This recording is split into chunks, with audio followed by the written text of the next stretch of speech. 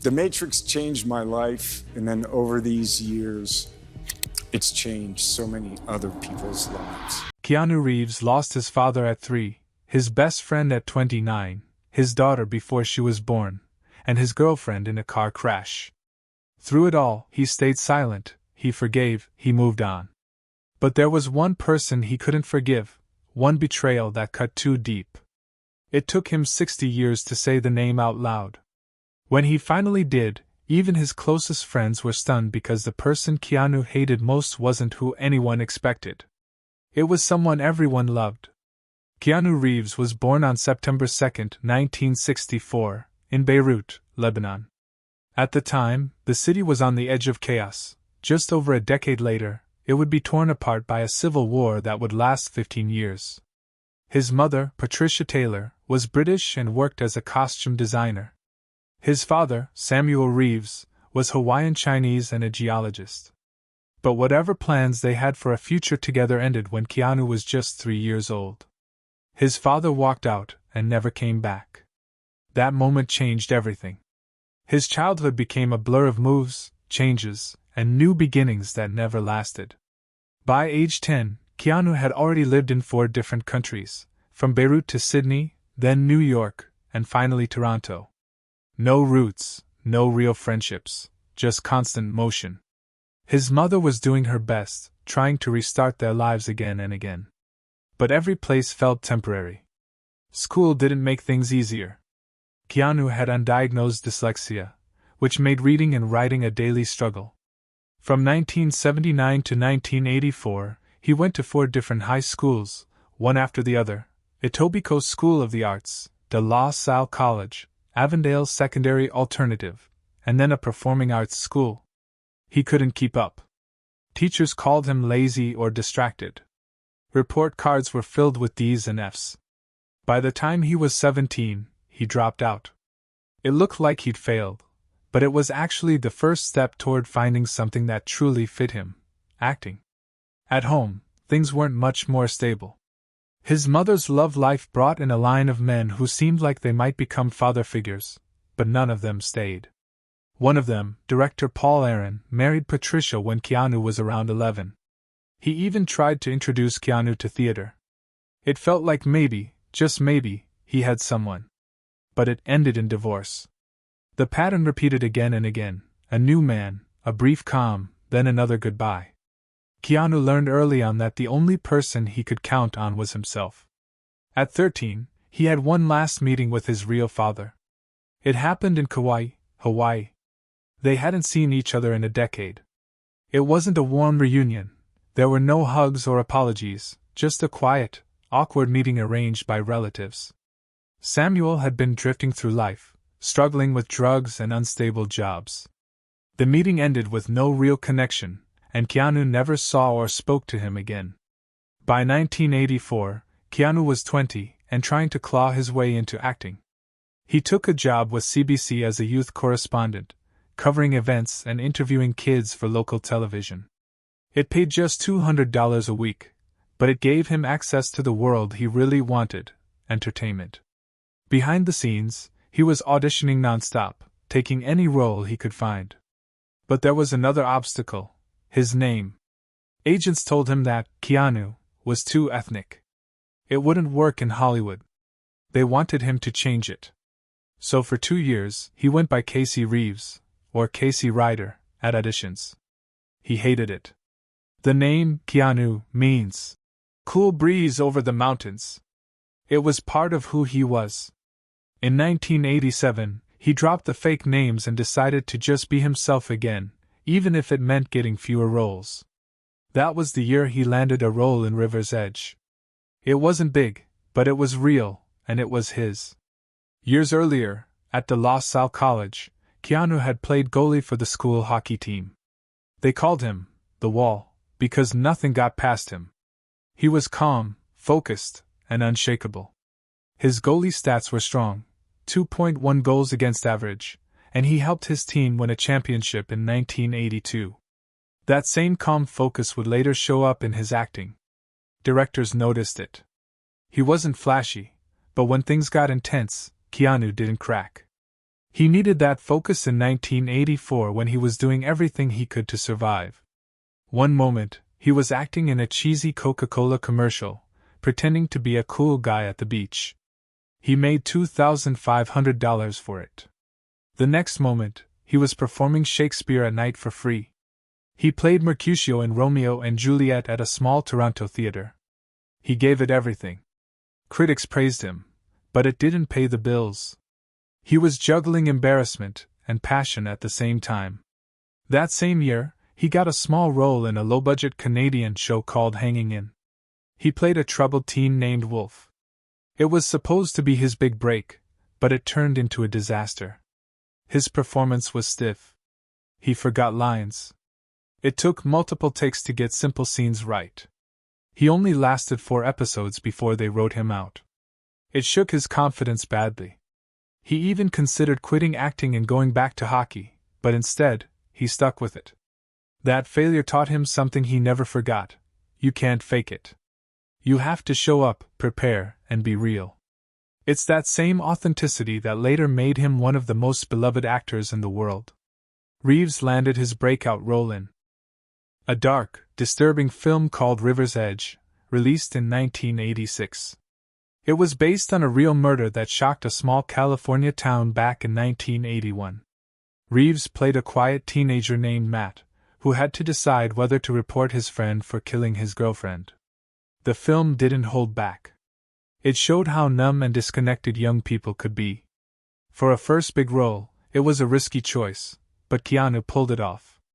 Critics praised how he stayed calm and distant on screen, like an old film noir detective. He didn't shout or cry. Instead, he showed deep emotion just by holding back. That control would later become his signature. The film won Best Picture at the Independent Spirit Awards and put Keanu on the map. Then came something no one expected. In 1989, Bill and Ted's Excellent Adventure changed everything. It was loud, silly, and full of time travel. Keanu played Ted, a clueless but sweet high school slacker who just wanted to pass history. He and Alex Winter, who played Bill, were cast by accident. The script originally imagined the characters as dorky metalheads, but when the writers saw Keanu and Alex together, they rewrote the roles. The pair had such good chemistry that they became best friends in real life. The movie almost didn't happen. The original studio went bankrupt during production. Another company saved it just in time. Nobody thought it would work. Even the director left town on opening weekend because he was scared it would flop. But audiences loved it. The $10 million movie made $40 million in theaters, and suddenly Keanu was a comedy star. People couldn't stop quoting the film. Lines like, "Be excellent to each other," and "Party on, dudes," became part of the culture. Ted was simple-minded but kind, and Keanu played him with total sincerity. That made him lovable. Before long, critics who had once ignored him started to pay attention. They realized he had something rare. He was magnetic on screen. The movie led to a sequel, a cartoon, a TV show, and even breakfast cereal. More importantly, it showed studios that Keanu could carry a film. That changed everything. While Bill and Ted made him famous, Keanu didn't just stick with comedies. Around the same time, he took on serious roles to prove he had range. In Dangerous Liaisons, 1988, he acted alongside legends like Glenn Close and John Malkovich in a period drama set in 18th-century France. The movie cost $14 million to make and earned $34.7 million. It was nominated for 7 Oscars, including Best Picture.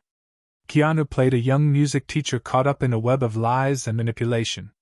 It was a huge leap from playing Ted, and it showed he could handle complex characters.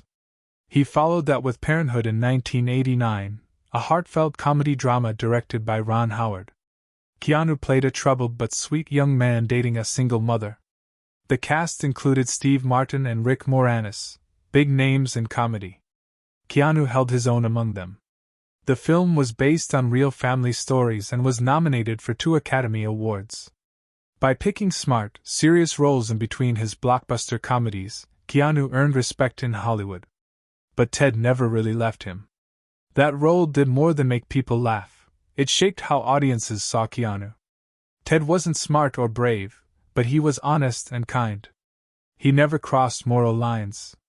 He was awkward but good-hearted. That mix became Keanu's trademark. He wasn't like other leading men. He wasn't trying to be macho or slick. He was relatable. He felt like a real guy, and that's why people connected with him. Even decades later, Keanu stayed true to that image. When he returned for Bill and Ted Face the Music in 2020, he pushed back against making the characters edgy or dark. The writers wanted to add flaws, but Keanu said no. They wouldn't do that, he insisted. And he was right. Ted and Bill were still goofy and pure, even as middle-aged dads. That sense of decency wasn't just part of the role, it was part of Keanu. In 1991, a strange thing happened. A movie about bank robbers who surf turned into a cult classic. Point Break wasn't just another action flick. It starred Keanu Reeves and Patrick Swayze, and it made over $83.5 million on a $24 million budget. But behind the adrenaline, waves, and gunfights was something more, something nobody expected. Beneath all the action, the film hinted at a powerful emotional pull between the two male leads. Critics later called it the greatest, female gaze, action movie ever. Some even called it a wet western. Whatever it was, people couldn't stop watching it. Reeves played Johnny Utah, an undercover FBI agent, sees Bodie, the Zen-like surfer, leading a group of bank robbers. On the surface, it was cops versus robbers, but under that was a strange tension, a deep bond that felt more like longing than loyalty. The camera lingered on them, the action felt intimate, their friendship looked more like a romance, and people noticed. Even the name Point Break, a surfing term, felt like a metaphor for the emotional clash between duty and desire. Years later, The Fast and the Furious would borrow the same plot, but it was Point Break that did it first, and did it with heat. That same year, Reeves took a massive left turn. He co-starred with River Phoenix in My Own Private Idaho. It was a strange, haunting story about male prostitutes. Phoenix played Mike, a narcoleptic hustler searching for home. Reeves played Scott, a rich kid slumming it in the streets before returning to his privileged life. The film cost just $2.5 million but made over $8 million and became part of a movement called New Queer Cinema. Phoenix won Best Actor at Venice. Reeves shocked everyone by taking such a daring role at the height of his fame. He kissed another man on screen and never once tried to explain it away. The film was poetic, raw, and painfully beautiful. It mixed Shakespeare with street life. It used dream sequences and broken timelines. It wasn't built to be a hit, it was built to say something. And it said it loudly, about class, identity, and sexuality. In 2024, the Library of Congress added it to the National Film Registry. It had become a permanent piece of history. But while his star was rising, not everyone was clapping. Critics turned on him. Empire magazine mocked him, saying he gave the nearest thing to a performance in his career. CNN said he was void of talent. His calm, spaced-out delivery and habit of saying, "whoa," became jokes. Reviewers thought he was getting roles he didn't deserve. They felt he hadn't earned it yet, and they made sure the world knew it. Then came Speed in 1994. The studio panicked when Reeves cut his long hair. They thought fans wouldn't recognize him, but director Jan de Bont insisted it was the right move. Fox nearly delayed filming. Money ran out during production. Some scenes were shown to test audiences using rough storyboards. But the audience didn't care, they loved it. Fox gave them more money, raising the budget to $30 million. The film opened at number 1. It made $121 million in the United States and $350 million worldwide. It outearned The Rock. It almost beat Die Hard with a vengeance. Reeves was officially a blockbuster star. But when offered the sequel, he said no. That sequel, Speed 2, Cruise Control, bombed hard, losing over $100 million. Reeves had dodged a bullet. But not all bullets were on screen. In 1992, Reeves starred in Bram Stoker's Dracula, directed by Francis Ford Coppola. The film looked great on paper, big cast, big budget, but Reeves's attempt at a British accent turned it into a punchline. He worked with coaches. He practiced obsessively. But the accent came out stiff, awkward, and strange. Coppola later said Reeves tried so hard but just couldn't relax. The performance became infamous. Acting classes still use it as an example of how not to do an accent. Even though the film did well, that one detail haunted him. But nothing affected Reeves more than River Phoenix. They had met in 1990 while filming I Love You to Death. They clicked. And when My Own Private Idaho was casting, Phoenix almost said no. Reeves wasn't having it.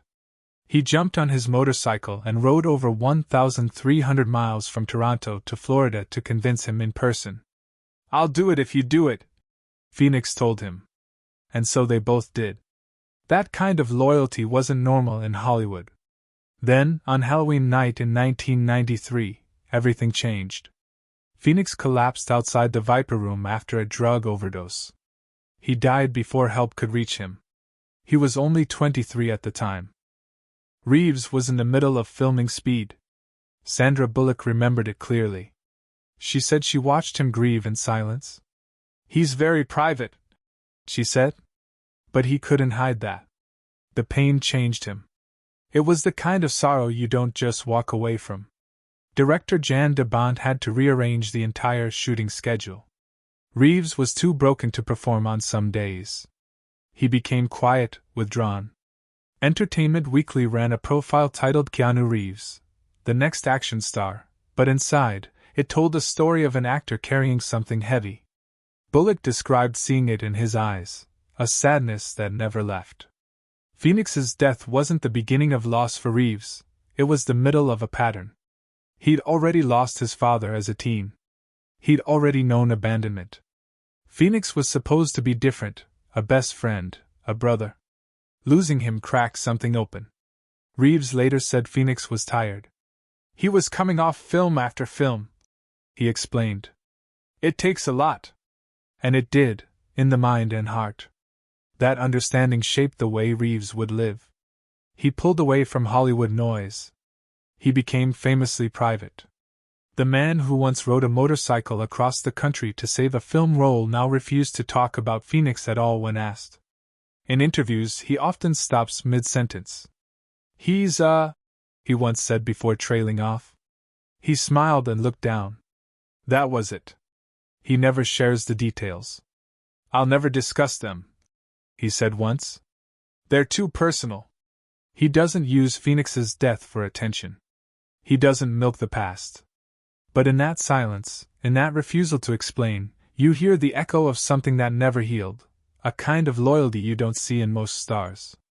Keanu Reeves shocked Hollywood in 1997 when he turned down Speed 2, Cruise Control.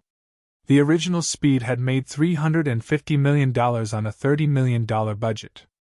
Fox offered Reeves millions to return as Jack Traven, but he took one look at the script and said no. His reason? The movie was set on a cruise ship. "It's called Speed and it's on a cruise ship," he reportedly said. Cruise ships barely hit 30 miles per hour. That was slower than the bus in the first movie, which had to stay above 50. Reeves believed the entire concept was broken. The tension, the urgency that made the first film a hit, would disappear. Fox didn't take the rejection lightly. In fact, they blacklisted Reeves for 14 years. From 1997 to 2008, he didn't work with Fox at all. The punishment was harsh and personal. They even spread rumors that he was skipping films to tour with his rock band Dog Star.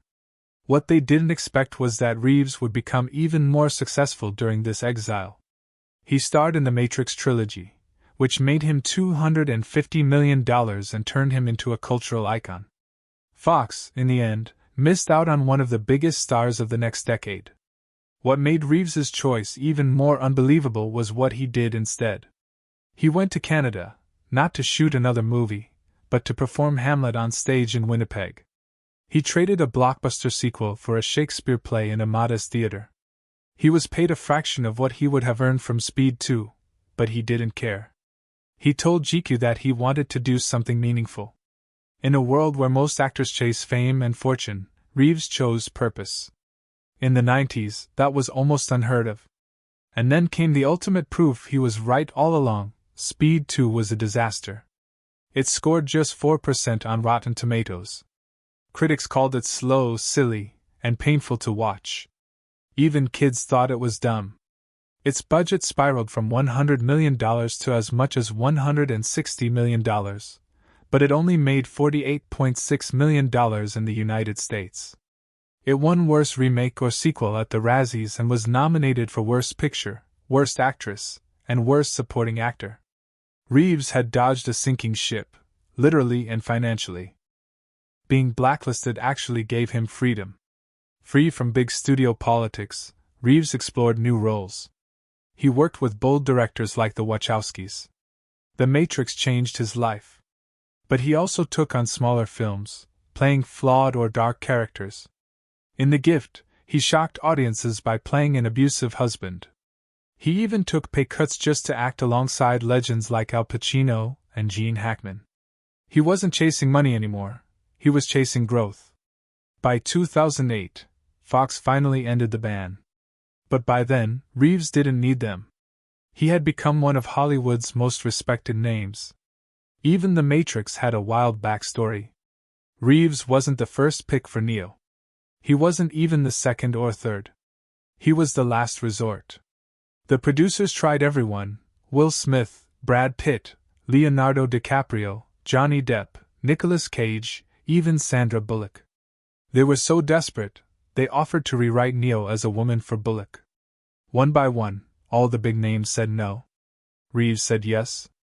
And the result? History. The Matrix came out in March 1999 and made $469 million on a $60 million budget.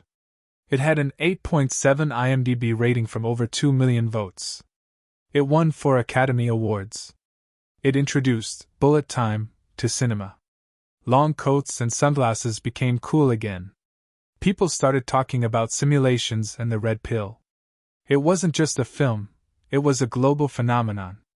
But even The Matrix had its battles. The Wachowskis had a deep idea behind the film. In the original script, humans weren't batteries. They were processors in a neural network, a living supercomputer. The studio thought audiences wouldn't get it, so they changed it. Instead, humans were turned into power cells, a concept that made no real scientific sense. Hollywood wanted it simple. As a result, the movie lost a layer of depth. Some say we missed out on a far more thoughtful version of the story. Then came the sequels, The Matrix Reloaded and Revolutions, both released in 2003. They made big money. Reloaded earned $739.4 million globally.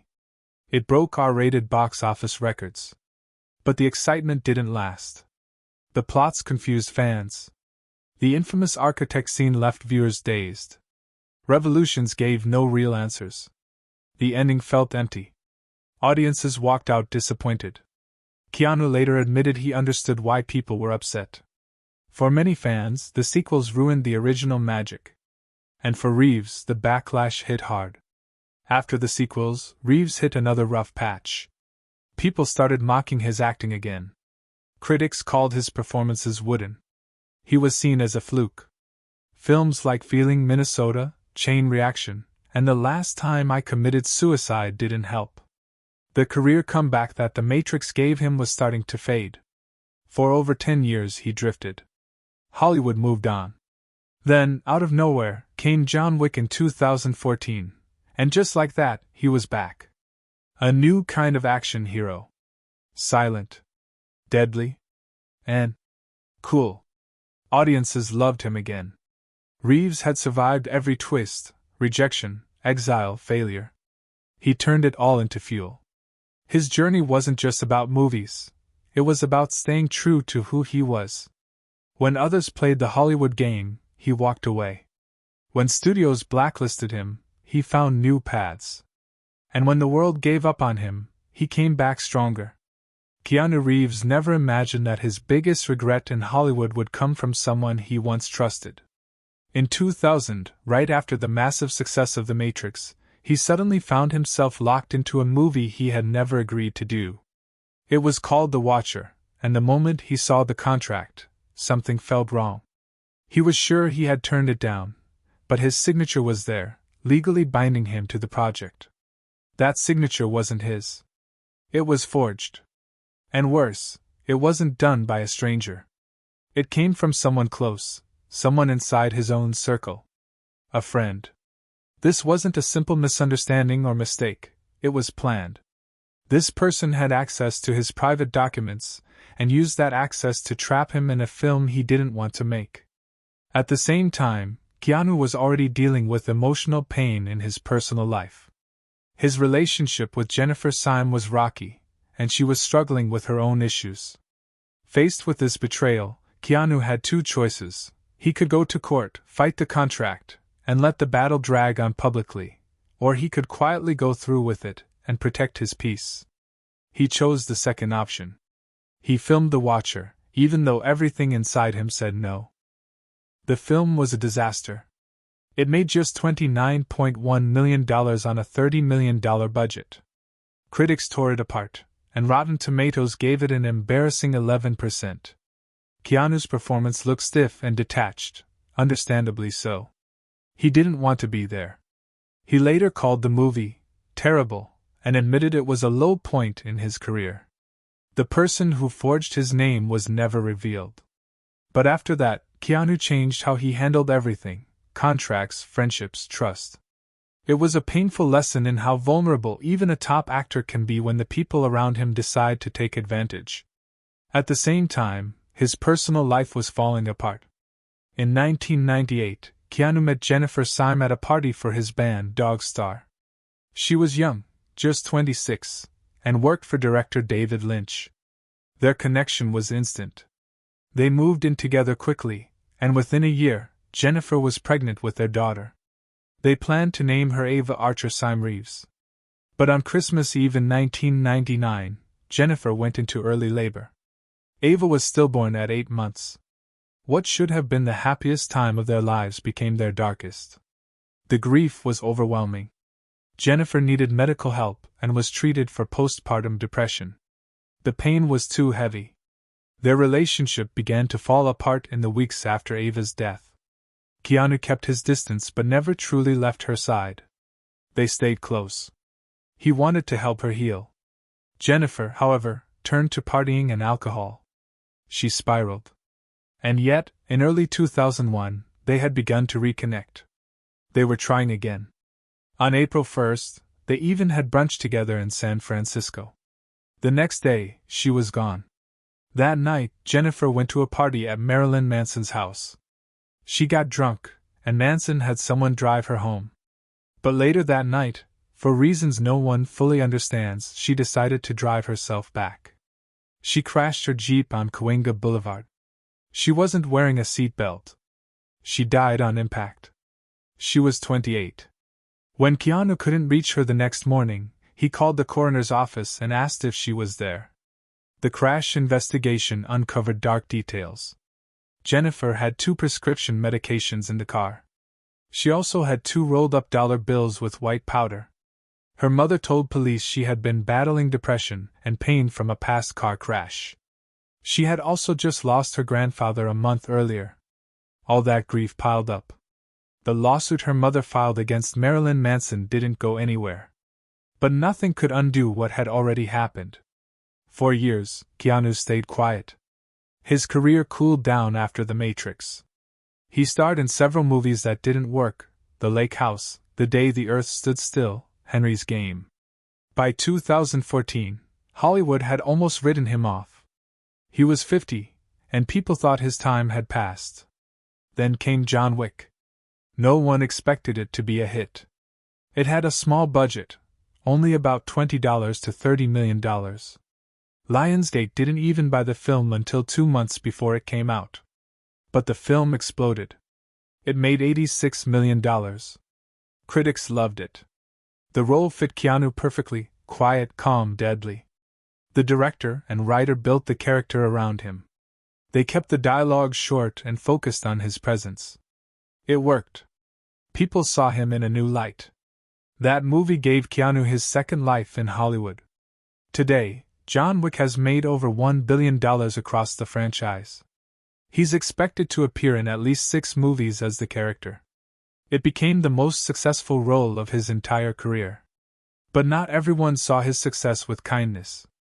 In 2022, Matthew Perry randomly attacked Keanu in his memoir.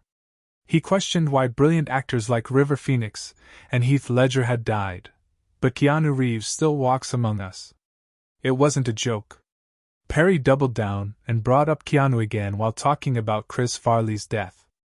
The public reaction was instant and harsh. Nobody could understand it. Keanu had never worked with Perry or done anything to him. Perry tried to explain. He said he was a fan and that he just picked a random name. No one really bought it. The attack felt personal, bitter, and out of nowhere. Keanu didn't respond. He never does. That's always been his way, quiet strength.